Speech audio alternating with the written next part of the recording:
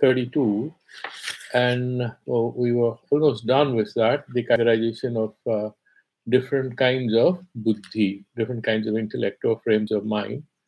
And at that point, we sort of haven't done the commentary on the verse number 31. So we'll just look at it. The sattvika thing, we have already done it, that a person is actually who is spiritually oriented. That fellow knows what is pravriti marga and what is nibriti marga.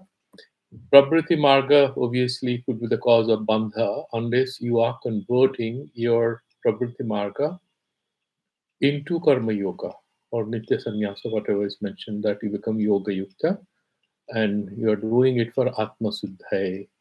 And then nibriti marga, and that marga is obviously you are not a karma adhikari, but then you have already finished that the range of activities which is required to sort of purify your consciousness. And then this mention karya, what is karya and what is akarya. Then you are looking at the time, space, location, the person you're dealing with, and what is required of you in the light of the prescriptions or the injunctions in the different spiritual textbooks, the Dharma Sastras. Bhaya bhaya. Bhaya, obviously, if you make any mistakes, as Bhagavan says that if you are doing any kamya karma, it has to be done purnangataya, with all the angas and everything. But if you're just doing it for completely with niskama sankalpa, Bhagavan immediately says, patram puspam phalam to you, whatever you give, I'm happy with it. Even a drop of water, I'm quite happy with it. He's sort of saying that this bhakti thing sort of transforms the necessities which are required in the pravriti marga. You can actually get rid of a lot of rituals if you turn to the devotional path, remaining in samsara. So a bhakta is not bound by so many rules which are required for this martha karma kanda prakriya. It's there for the rajasika people, and then atamasika people don't care for the rules. And therefore he says, bandha moksham cha ya vritti, the one who knows here, is saying ya vritti buddhi, that buddhi is represented as this agent, because that particular karanateya, whatever is karana, whatever is an instrument, sometimes we refer to it as if who is cooking, the pressure cooker is cooking, or the oven is cooking, is used like that. Hey, that buddhi, hey partha, sa sattviki, that buddhi, sattvic buddhi. And then there is a slight difference in the Rajasiya guy, because he also knows all the rules and regulations and explaining yaya. Yaya means buddhya. Dharmam adharmam cha karyam cha akaryameva cha ayathavat prajanati buddhi sa partha rajasi. And we had discussed that yesterday. The rajasic person's intellect or the understanding or the buddhi or whatever you call it is not significantly different from the sattvika. He also knows the sastras. But I was discussing yesterday, the slight difference remains in whether he comprehensively knows it or he knows it in patches. So he knows what bit he is required to do, so he knows that bit. And therefore, even though he's very successful in a material life, there could be huge gaps in his inner life because this approach is not very holistic, it's not very integrated. He sort of is dealing with different windows separately. And but there is no motherboard where there is everything is integrated. So he keeps losing files. He keeps finding difficulty in locating the dharma file and the karma file and the the antakarana suddhi file in time. He has certain confusions. So ayathavat doesn't mean he doesn't know it. Ayathavat means not comprehensively. That is the major thing. That the sattvika buddhi, the person having sattvika person whose buddhi is sattvika, that fellow has a more overall. He may not be the sharpest guy, but he has a more integrated, holistic approach to things. So he knows who is he, why he's doing it, what's his location in the universe or the cosmos. So he's spiritually kind of enlightened. And then he's connected with the sastras and the Guru Paramparas and the Ishta Devata and everything. And because he's a yogi, he is much more comfortable even dealing with very difficult situations in life, unlike the Rajasika person who might get agitated, and he can hold himself in a very meaningful way till he does a certain work. And suddenly after that, he wants to run away here, there, and he's all the time a little restless, a little divided. He's all over the place. So, he is able to manage so many things, but within himself, there are issues. Okay, so that is the difference. But the tamasic person is much different from this. So if you look at the Sankara Bhashya here quickly, if we haven't done that, yaya iti yaya dharma sastriya choditam adharmam cha yat pratisiddham karyam cha karyam cha purvokte eva karyakare yathavad na yathavad sarvato nirnayena na prajanati ya buddhi sapartha rajasi. Yathavat, that is the most important thing. Rest of it is very similar to that of the sattvika buddhi. So sastriya chodita, whatever is referred to in an injunction, okay, and adharmam, pratisiddha, whatever is prohibited, he follows all the rules and regulations. And what is karya, what is supposed to be done, what is not kartavya, what is kartavya, he knows all that. And karya kari, ya ayathavat, that is the critical difference. And what is that? He's saying, Bhagavan, Sankaracharya, sarvato nirnayena na prajanati. It's not very all round nischayatmika buddhi. So that is the problem he has. He is doing karma, he gets trapped there. The Sattvika person also does karma, but he's clear. I'm doing it because this is a preparatory examination for me to clear it so that I can be completely a Jnana Yogi. So he knows where he's standing. He has a more fuller, more comprehensive inner understanding of a certain limited phase of his life in which he may be a grihastha, and he may not. He may be a grihastha. He may be brahmachari. He may be anything. He knows I'm here, I'm doing this for a while, and then I'm going to graduate out of it. He has a fuller understanding of it. Now let's look at the Tamasika person. His Tamasika person, thoda gaya guzra hai, he is not so good, but let's look at what he offers, what he has on his table. Adharmam dharmamiti ya manyate tamasavrita sarvathan viparitangsha buddhi sapartha tamashi. Now he's completely off the track. How does he look at it? Adharmam dharmaiti, what he shouldn't be doing, he thinks that's perfect. That's not a problem. Because his mind is kind of wide in a completely opposite direction. Ya manyante, ya here is that ya buddhi manyante. Again, agency is attributed to that buddhi. Tamasavrita. And why does that buddhi do it like this? Why a person thinks like that with his buddhi? Because it's clouded with darkness of ignorance. The darkness of ignorance clouds it, so you cannot see it. It's like in a dark room, you enter, and then you're ifshita vastu, you're looking for a book, and it's there right on the table, but the room is very dark. So you enter, you look for the book in all darkness, maybe there's a bit of shade or some light coming in, then you are not able to look at that exact book which is there on your table. And then you are angry and you come out of that room, but maybe that electric bulb isn't working. You come out and shout, and others is saying, "Who has taken my book?" And you're very angry. And then somebody says, "Papa, you're reading this book. Are you talking about this one?" You say, "Yeah." Then your anger is gone. But till that point, you're very angry that people are disturbing your files, your whatever you kept on your study table. You don't like anyone to touch it, right? Now, that is manyante tamasavrita sarvarthan viparitangsha. Whatever he does, what is that? All the purusharthas, anyone outside, whether it's dharma, artha, kama, moksha, he always does the exact opposite of what he's supposed to do. Buddhi sa partha tamasi. So there's not much in it. We have already done that in detail in chapter 16, where all these have been carefully, explained to us.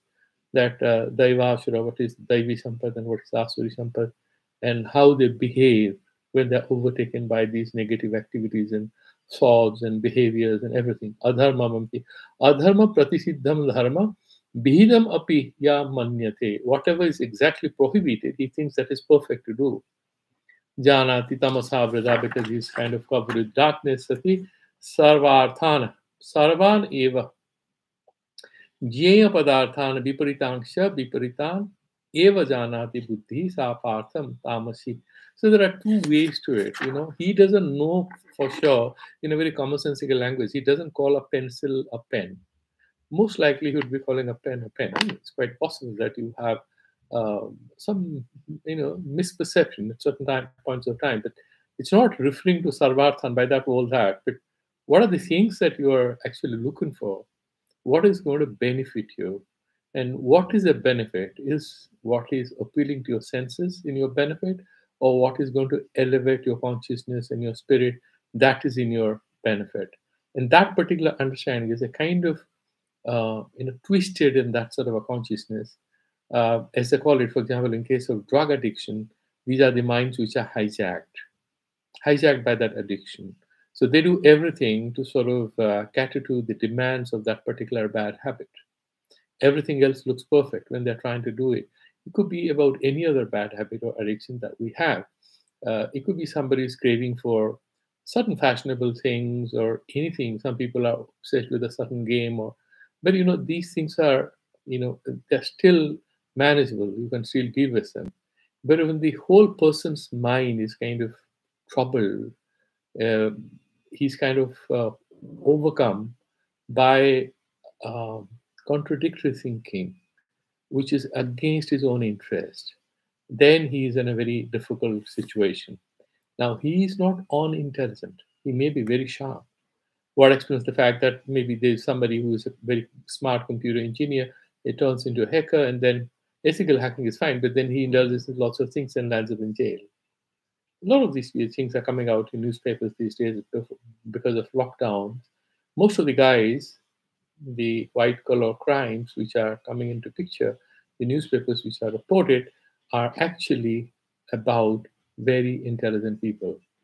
So what is problem? What is the problem with them? There's no problem with the sharpness, their ability to understand. Their cognitive abilities are still intact.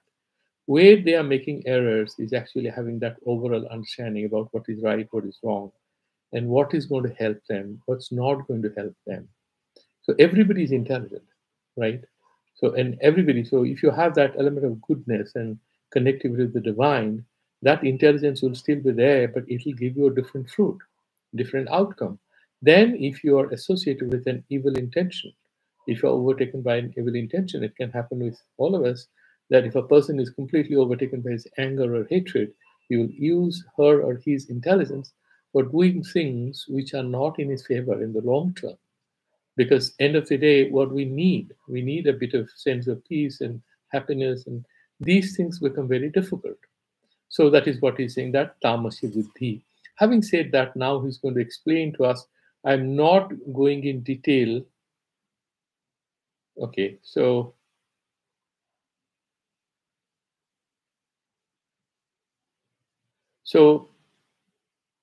there's nothing different, and there's nothing terribly innovative or anything in case of Madhusudana Saraswati. More or less whatever Bhagavan Shankaracharya mentioned, so I'm not paying much attention to that, because more or less it's the same thing. Let's look at the verse number. Yeah, in 32, he's saying Yogena Samadhina. Okay, now let's look at the Vaya, the verse number 33, and that is interesting. He's now talking about Dhriti or Dharya. So dharete anenati dhriti, that dharya, that patience, that you're holding yourself, your ability to sort of maintain your stability of mind and your activities, and you are at it for a while to achieve your end. But this dhriti or dharya can also be of three types: sattvika, rajasika, and tamasika. And then let's make sense of it. What is he trying to convey? Now, धृत्याय या धारयते मनः प्राणेन्द्रियक्रियाः योगेनाव्यभिचारिण्या धृतिः सा पार्थ सात्विकी. Dhritya, with the help of this dhriti or dharya, yaya dhritya, by which dhriti, by which dharya, dharate, a person is able to hold, that is protect, support, whatever that is. And what are the things? He helps support, provides a backup, and protects also. What is that? Manaha, the thoughts. What are the things that he's connecting with? Pranaha, prana is chesta and is vaya vibhiti, and he sort of is breathing, but several other things with this. Indriya, all the senses. Okay? Kriyaha, and then you sort of, whatever chesta you're doing. Yogena avibhicharinya. And he's doing it in a yogic way, yogena, with samadhi, with great concentration. Okay, with yogena, avyabhicharinya yogena, that dhriti, sa dhriti, he partha, sattviki iti janihi. Please know that is what is sattvika dhriti. It appears very simple, but there's a very profound message in this verse. And what is that profound message in this verse, number 33, in the 18th chapter? While talking about different kinds of patience or dharya or dhriti that we have, he's saying, let's look at how Sankaracharya explains, and that critical message is going to come out when we compare this with the Rajasika person, which sort of is 99% of people in the professional world or in samsara. Dhritya yaya avyabhicharinya iti vyavahitena sambandaha. So he's talking about that avyabhicharinya yogena. So that we will explain in the next verse. That way to make use of that particular thing, avyabhicharina, without exception. So this particular yoga he does all the time.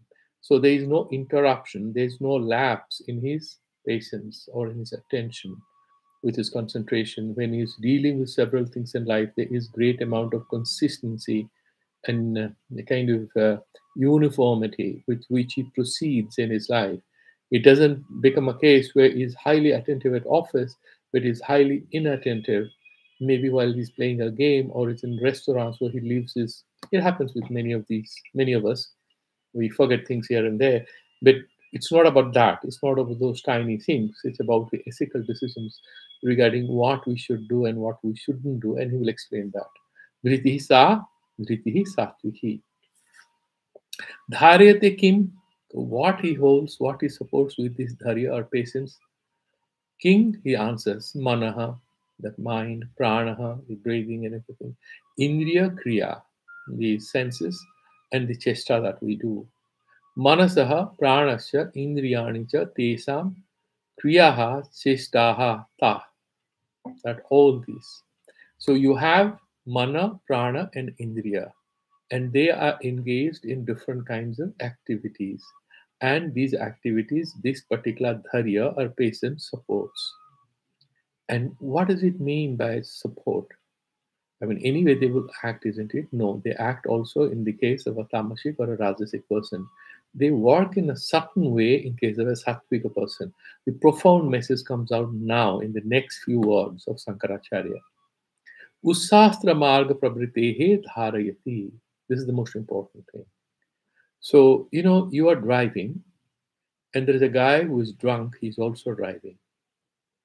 And the difference between you and that fellow cannot be made. There can be no distinctions drawn till he has an accident or he violates the traffic rules and is fined. Then they find that he could escape, but then if he makes a mistake, he was drunken. So he also driving, everything looks perfect. But he's not following the rules. He has violated a rule already by drinking and driving. Okay, so he is actually violating the rules of driving. He has a license, but he has kind of taken an oath that I shall not violate these rules. That's a big difference. Now, this patience allows you to do different kind of activities, get engaged in intellectual, emotional relationship, professional tasks, and everything without violating the moral code of conduct. And it's not easy because you want shortcuts, you want quick answers, you want quick achievements. And therefore, this is a powerful thing. The patience is sattvika, where it gives you the patience to take the longer route to success, to happiness, without compromising with the ethical code of conduct. And therefore, he uses one simple word, utsastra marga prapritehe. It prevents you from, jumping the line, that Lakshman Rekha, the line of prohibition, that red light, which is, put forth by the Shastras, the scriptures. Your Shastra will become the moral code of conduct, or the ethical point of view, whatever way you want to interpret it. Prabrite Dharat, it says, no, you cannot do it. Please don't do it. Okay? I mean, it's quite possible, but your moral sense kind of. I remember there was Friend of mine's father was a professor of political science, a very spiritual person. I used to actually make fun of him because in his study room he used to have a picture of Karl Marx and also Gandhi. And I said, he's most confused professor we have, because Gandhi talks about non-violence and Karl Marx says violence is the midwife of history. He has both in his room. He was deeply spiritual, and he was also a socialist. And I loved him. So once what happened was that he had come to Delhi University. We were walking in a hostel. You have those cement steps to go to, different corridors. But you have the lawns, and then you can avoid them. You can cross through the lawn. You will save time. We did that in laughter, and he said that, do you know this is a bad habit? You're trying to take shortcuts, and anyway, you are spoiling the lovely lawns. Why are you walking on the lawns? And there's a pathway. You should only walk on that. Train your mind to respect the pathways. If you encourage your mind to violate the pathways, then you may be in problem later in life. And I'm pretty grateful to him for having said that to us. Because, he was not saying as a professor, but he said, you have to understand the tendencies of your mind. So if you allow the mind to break these pathways set forth by the Shastra, the scriptures, our elders, our acharyas, then you may be in problem because they are carrying the benefit of loads and loads of experience. And as the tradition, which is the bank of knowledge, as the conservative philosopher Edmund Burke said it, is the bank house of knowledge. It's like it sort of stores a lot of information. So breaking tradition is much more easy, but you need to understand it, what exactly trying to convey, and don't throw the baby with the bathwater. You want reforms, you want progress, that's all fine, but what was the moral intention behind it? What was sought to be achieved in life? So that particular sattvika dharya enables you, because you need, in fact, a lot of patience not to violate the moral code of conduct and stick to the ethical principles and yet pursue the purushartha, dharma, artha, kama, mukhya. Therefore, that is what is called sattvika buddhi. And when I'm looking at, Madhusudana Saraswati, yogena means samadhina, abhyavicarinya, abhinabhutataya, without any exception. Abhinabhuta. Abhinabhuta means without that something happens. Abhinabhuta means all the time, consistently. Samadhi vyaptaya. So you have that ekagrata, you have a samahita chitta, yaya, dhritya, prayatnina manasaha, with a lot of hard work, a lot of care. Prayatna manasaha, pranasya indriyanam cha kriya chesta. So all the activities of your breathing, of your, the pranamaya physical activities, and your sense activities, dharayate, holds them, supports them. What does it? Backs it up. In which way? Usastra prabritehe nirunadhi. So it's sort of nirunadhi means actually something which holds you back. It sort of stops something from happening. It's like in certain cars you have this. It's a program, right? So if you have given your car to your son or daughter who is just learning to drive, so you put that when it starts driving beyond 60 kilometers per hour, if when it presses the accelerator, it continues to travel at 60 kilometers per hour or 50 miles, whatever you put there. And then if it drives too fast, it sends an alert home. Okay, these things are there now. So that in Nirunadhi, that is the Sattvika Dharya. It will prevent you from violating it.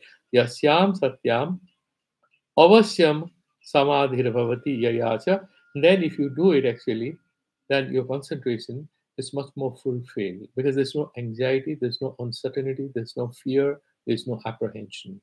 You are much more morally confident of whatever you're doing. Yeah.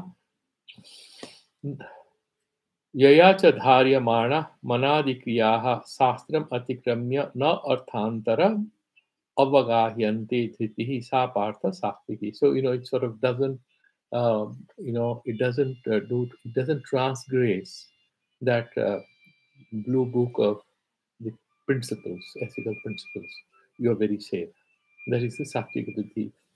I tell you, it's very important to recognize the importance of this because actually this is a very, very important thing today because whether it's politics or it's corporate affairs or anywhere, you find that people, in the name of the word, they bring in a new word called pragmatism and they misinterpret it. And then, or utilitarianism. So, but this guy, the top guy, if you are into Western philosophy, is more Kantian.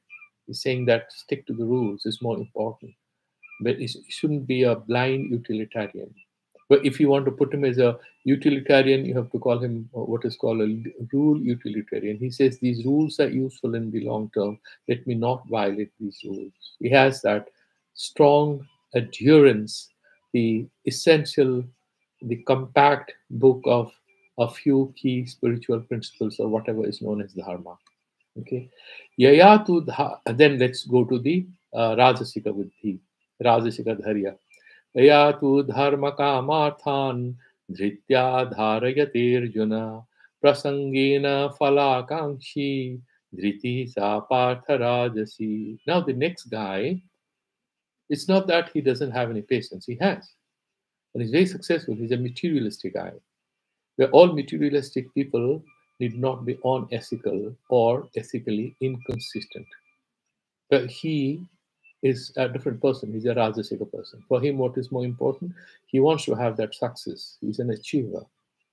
And he's able to work very hard for this. And he's a little restless, but he can hide this restlessness in the light of the fact that he's handling multiple tasks all the time, because he's handling 3 4 assignments and he's a very senior guy who's always busy. How does he have patience? Without patience, he cannot do anything.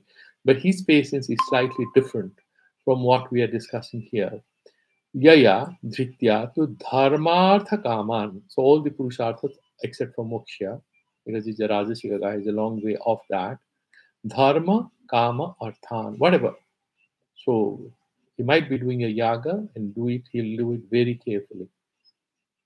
I've seen that. A lot of people who are very materialistic, but when they actually sit at a particular puja or anything, then they don't move an inch because they have trained their mind to take up a lot of assignments and complete them. Any manager, they are every manager's dream, because these kinds of people are the real resources of any organization. Otherwise, you cannot deliver anything if you do not have people like this. So dharma artha kama dhritya dharayati arjuna. So they do that. They hold their patience, their mind, everything. They organize and they're focused. Prasangena, the difference is here. It's not avyavhicharinya. No. It's not that without exception they will stick to all this and maintain that dharya. No. They have everything because they have a context. So, I mean, they otherwise could be very fun loving. Exam time, they are not going to move an inch. Or they have to deliver a task. There is a deadline. They can work 18, 20 hours a day for weeks. They'll deliver it. And then they can just relax and do anything. So, prasangena falakankshi, and their dharya, this particular dharya, is instrumental. This dharya or patience is used as an instrument to achieve certain goals in life. This patience is not seen as per se, or what is called in philosophy as good in itself. It's not an intrinsic good which is being sought in life. Like, for example, if you're thinking about happiness, do you need happiness because there's something higher end which this is going to serve? No. Per se, it's good. It has intrinsic value. And a lot of people say that we don't need democracy because there's going to be less harsh, less violent success in battles, and monarchies have violent success in battles, as we have seen in history. These are certain pragmatic or utilitarian arguments, but a lot of ethical arguments for democracy would say that this is per se a liberal frame of mind, and an open democracy, it's intrinsic good. Why? Because human beings by nature love freedom, and without freedom, they cannot achieve anything in life. And why should they live in autocracies? Because that is very unspiritual. It tramples over the spiritual autonomy of the individuals. It doesn't enable them to be. They are asked to be XYZ. Why so? Of course, the biggest problem is that in the absence of a particular moral order, especially when the moral order is voluntarily followed, you don't need rules. But when they are not, you need somebody who comes in and tells you what should be done. These are complicated ethical issues, but this guy, to keep it very simple, is someone who has great amount of patience. But then he's kind of, it's like different bursts. He's very energetic. And similarly, like you are working, you have these bursts of great energy in you, and you deliver a task, then you feel very tired, you take a week off. Similarly, this guy has great patience, but this patience, this practice of patience, is linked to two things. First thing is prasanga. It's time, location, person specific.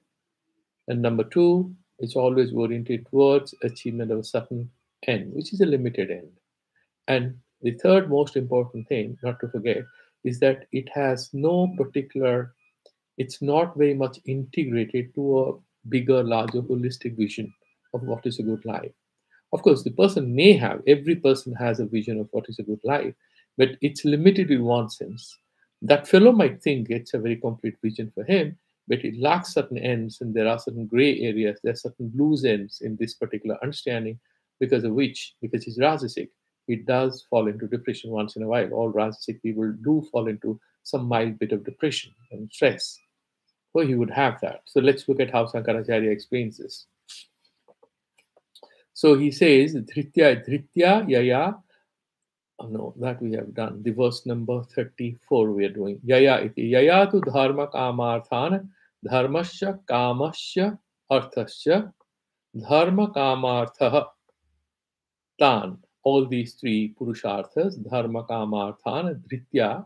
By that basis, Yaya dharayate, he holds, he supports this purushartha and the pursuance of these.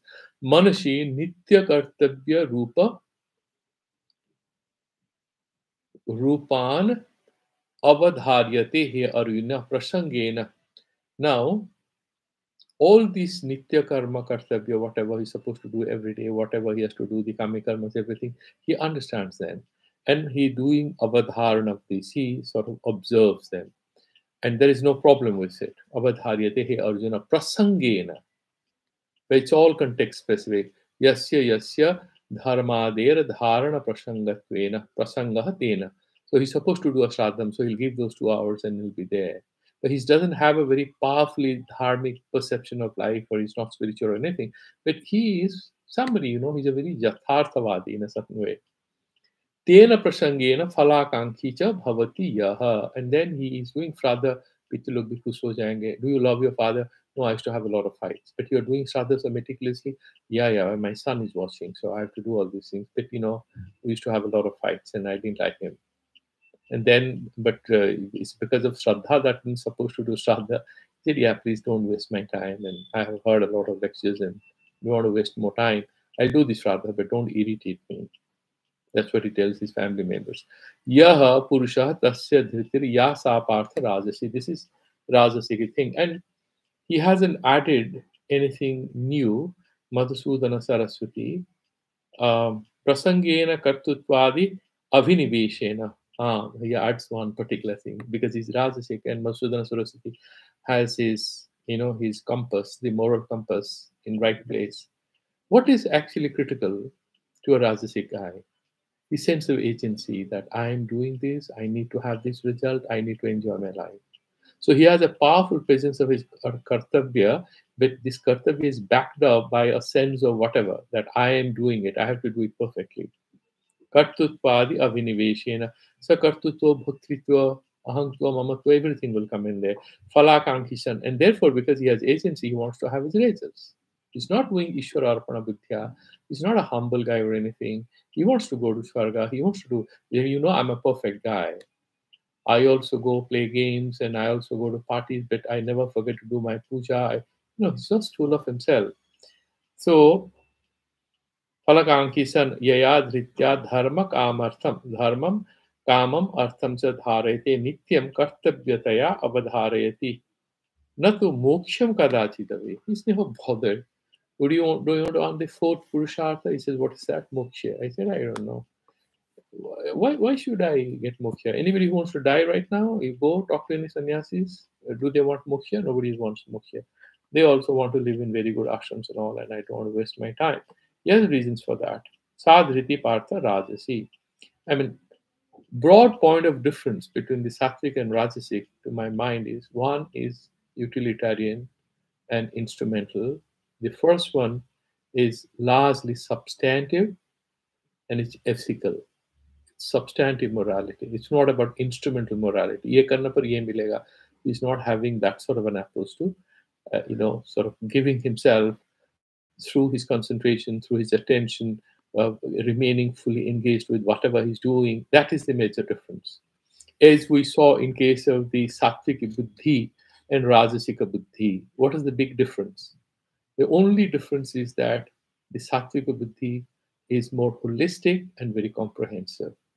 So that fellow is having the advantage of Sanskriti or some kind of a, he has cultured himself, he has read a lot of things. So, as I say, I mean, you can have a great achiever, but who can mess up an understanding within an organization. And these big achievers also cause a lot of friction in organizations. But it's very good to have this kind of a guy quarantined from others, because when there is a need for a fight with another organization or a competition or deliver a particular project or something or do negotiation, these guys do very well. But to hold the organization, understand everybody's emotions, and carry forward the game, you need a person who is a little more sattvic, who is not having his presence. His presence is not very threatening. And so people sort of can, go to him and discuss. But he's not a great achiever. If you're looking for very high returns, end of the finance, no, he's not that guy. But he can give you long-term answers. So, these are to my mind, this particular thing needs to be paid attention to, that the Rajasika Dharya, Rajasika Buddhi might give you quick results. These results, first, may not be sustainable. Number two, even if they are sustainable, they are not complete, they are not comprehensive, because they are not inclusive of the ultimate goal of life, which is certain understanding, self understanding, a bit of meaning. We can call whatever we are getting meaningful. So, a person who is going to gamble, or a person who is drinking, a person who is doing a lot of bad or good things, they all have a self understanding where they justify whatever they have done, and they narrate a story in which they are a lovable character. But that doesn't give a justification for whatever they have done. And internally, even if they might think their lives are very exciting, they in fact may be very lonely and miserable, which they aren't being able to share because the society is so harsh, and you don't blame them, because if you actually tell the truth, people might think you are crazy. You have to constantly say your life is all good and exciting, because you don't know whom to share with and what to share. And the only way we do it, I mean, so even if you don't share your personal things and thoughts, a bit of satsang sort of thing sort of helps you loosen yourself, where you are able to sort of reconnect with yourself. And that's one of the better aspects, that one of the quick benefits of sitting quietly, where you're able to sort of share your thoughts. And in communities, I heard that in Europe, I think somewhere, they have now come up with a particular restaurant where you can go and tell your story, and there are people to listen to it, because, and they are saying that this is kind of a lab, kind of a token lab, where they're kind of experimenting with this, because a lot of there are very few people. And if you go to a counselor, he charges you money for listening to it, and he just agrees. He doesn't give you proper advice. On the other hand, if you can have in ancient days, it's not that there were no mental problems, but it was not so endemic. I mean, it's not so widespread as it is today, because we don't have sharing of our ideas and emotions the way we were perhaps doing much earlier during our times. I mean, I'm talking about those here who were above 40s or more. When you were children, I mean, there were not so much of phones and televisions and stuff like that. So you had a certain time in the day, spent in the playground, where you loved, you fought with each other, children. And that sort of gave you a sense of being a member in a community. That is the best social training of children. These days, I mean, you don't have playgrounds, number one. Even if you have, it's very professional, so you're just going to excel there. But that nice, innocent pleasure of sharing a few hours with your friends and sharing things and learning the art of being gregarious, that is missing. So, so these particular things are very important. Now, let's go to the verse number 36. Now, here is going to talk about that particular dhriti, which is tamashika. So it's like they are kind of intransigent, obdurate, extremely obstinate. They don't want to change. That is also one kind of dharya, isn't it? That is also continuation of something. They have terrible ekagrata, but in wrong things. So if a person's concentration and consistently bad, that guy who is consistently bad and he's bimukha all the time, having a contrarian opinion about everything, and is very consistent about it. He doesn't want to do anything. And there could be a few black sheep like that in our larger circle. You can look around, you will find definitely one or two. So let's look at that verse. Sukham tu idanim, no. Yaya swapnam bhayam shokam vishadam matamevacha na vimunchati durmedha dhritihi sa parthatamashi. Yaya, dritya, by that patience by which swapnam, bhayam, look at the words, and his dreams, and then his fear, then shoka, pain, and vishada, madam, so obsession with something, evacha, na vimuchanti. So he's in a dream world. He's doing some manorajya. You tell, what are you thinking about? No, these things are unrealistic. No, he doesn't want to come out of it. I mean, you can have a lot of these problems, especially in universities and in colleges. You must have at least met one or two guys. They just fall depressed because they have started liking somebody. And you say, you have talked to that fellow? No. You know that girl? No. How do you know she likes you? No, but I know her. I know she likes me. I mean, there are quite a few cases I have seen that happens in universities. And they develop a neurosis later on and they need help because they're obsessed with this. Similarly, somebody has a dream that I want to be X, Y, or Z. He might fail 20 times, but he'll continue to do that. He's kind of obsessed with a certain thing. Swapnam, bhayam. Sometimes they have this paranoia, and it sort of develops a kind of anxiety and depression and fear. Shokam, very pain, a lot of emotional. Vishadam, all the time put down.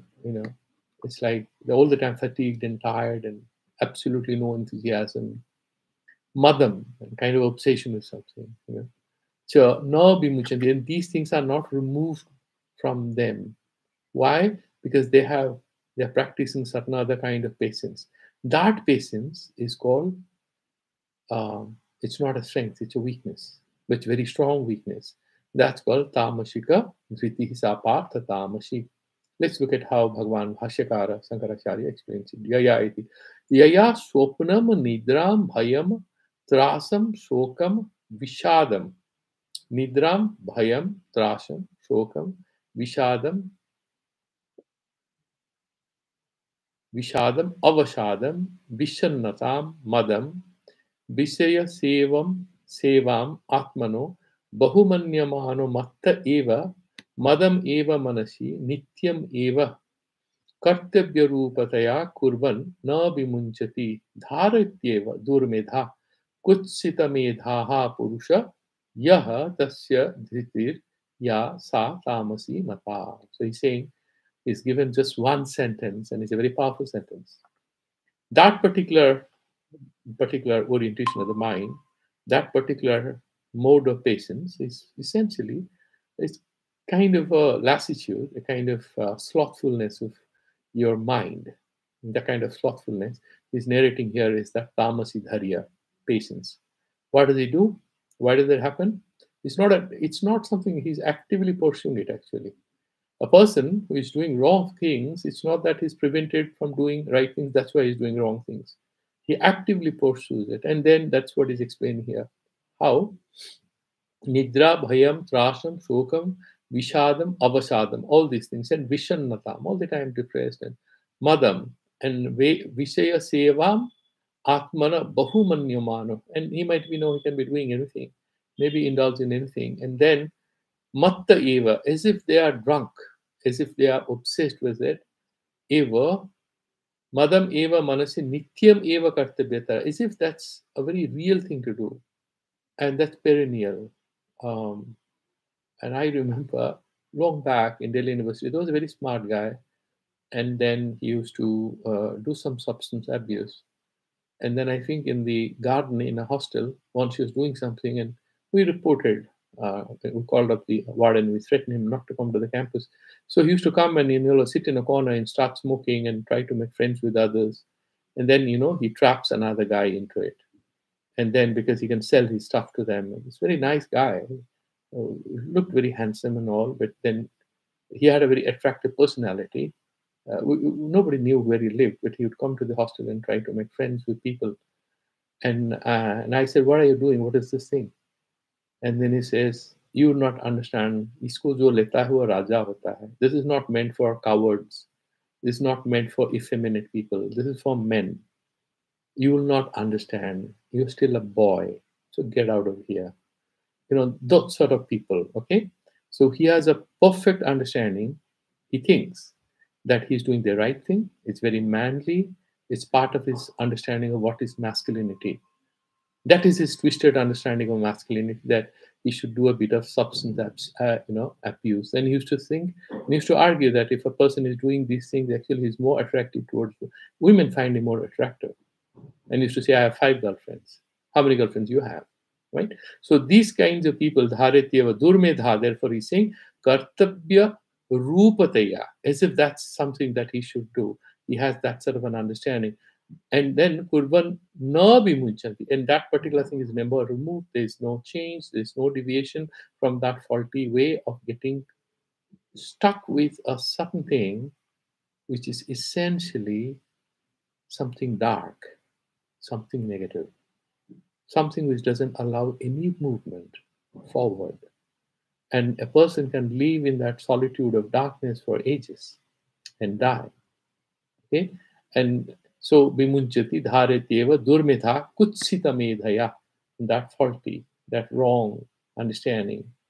Purusha yaha tasya dhritihi ya, that person's patience, that particular understanding of dhriti that person has, that is tamasi mata. Okay, and if you look at if we look at Madhusudana Saraswati, there is nothing significant, but let's also read him. Okay. Shopnam is Nidram, Bhayam is Trasham, Shokam. What is Shokam? Ishta Vyoga Nimittam Santapam. You wanted something, you didn't get it, or you lost it, so you have. That is called Shoka. Vishadam, Indriya Vasadam. What is Vishada? I mean, you have that, you get obviously fatigued and tired. Avasada, that is Vishada.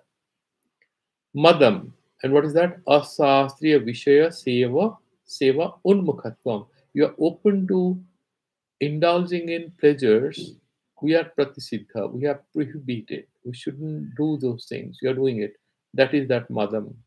Cha yaya na vimunchati eva.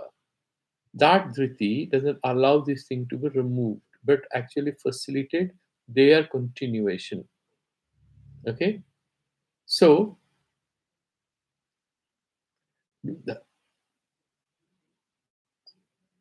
किमुच किंतु सदा एव कर्तव्यतया मन्यन्ते दुर्मेधा vivek asamarthaha dhriti. That is the most critical contribution of Madhusudana Saraswati. They are unable to discriminate, differentiate right from wrong. Asamartha dhriti sapartha tamashi. That is what is basically he's mentioning. And there are other people who are mostly, giving certain other meanings of the words, nothing fundamentally new or anything. So this is how we have understood now the buddhi and dhriti both. And we have also understood that because already he has explained 3 types of karma, 3 types of jnana, 3 types of tyaga.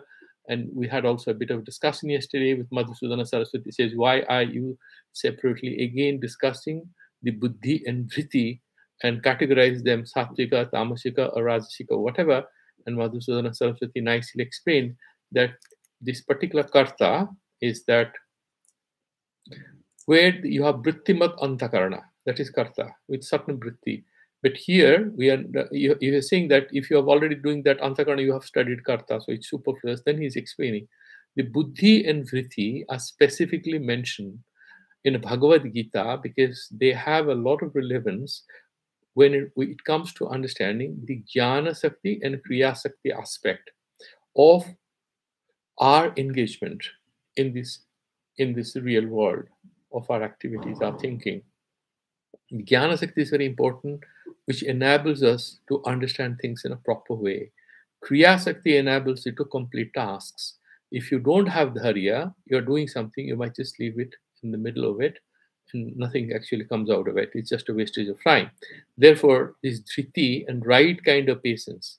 So you are at something, you are very consistent, you are giving a lot of your attention, that's all good. But then the question one is supposed to ask is it something which is informed by a larger, more holistic vision of life? Then this particular buddhi is not going to land me in failure or partial success. The Rajasika person doesn't fail, he can succeed, but his success is not comprehensive in the sense that is only a partial success, success in a particular domain of life. So even after success, he has a sense of incompleteness, which will be completed, as Bhagavan says, if he progresses from that state after some Rajasiya karma, Tamasic has defeated. He's at a great advantage to sort of overcome his own state of engagement by bringing in a larger, more integral vision of life and a bit of divine connectivity or whatever. He can be secular and yet can have a spiritual outlook. The many Buddhists don't believe in God, but they are very spiritual people. So, end of the day, he has to bring in that particular, but the bhakti thing, even in Buddhism, they are including, isn't it? The Buddha nature and Buddha and Amitabha and Tara and Prajna Paramita. There are so many upasanas out there. It's only for the name, heck, we are fighting with each other. We're very close to each other. So, if we can bring in these, a larger understanding of life, then our efforts at achieving these four purusharthas and also preparing ourselves for or more involved, more successful, more satisfying experience of life first is going to fructify. That's number one. Number two, this satisfaction could be a platform for our ascending to the next level of understanding, self understanding. That is through the Jnana Yoga. The one thing, the life itself becomes more satisfying when we sort of do it as a karma yoga, Ishvara Arpana Vidya. If you're not believing in God, remove the word Ishvara, but you just mention that Niti Shastra Arpana Vidya, or that whatever, whatever word you want to put it there, we put it, not a problem. But having that comprehensive understanding, as mentioned in Bhagavad Gita, sort of answers hell lot of problems a person has.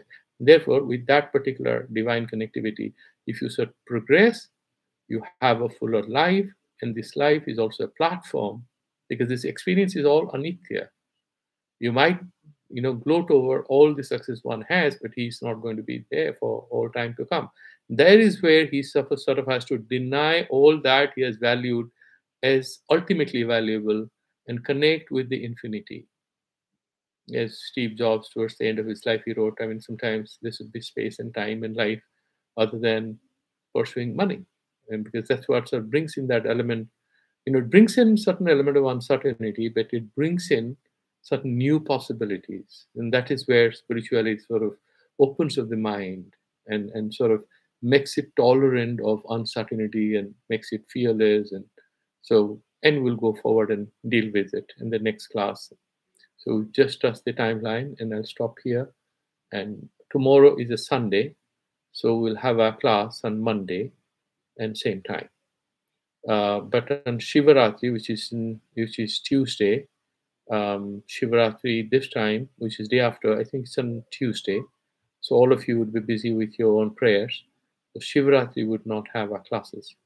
If all of you are free, we can have it in the day. Otherwise, it'll be difficult in the evening because there are some prayers and pujas in the ashrams. We'll check if all of you are available.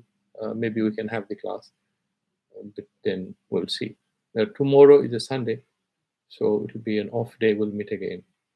So wish you a very happy Shivratri going forward, and we'll meet again on Monday evening. So let's do the Santi mantras. Oh.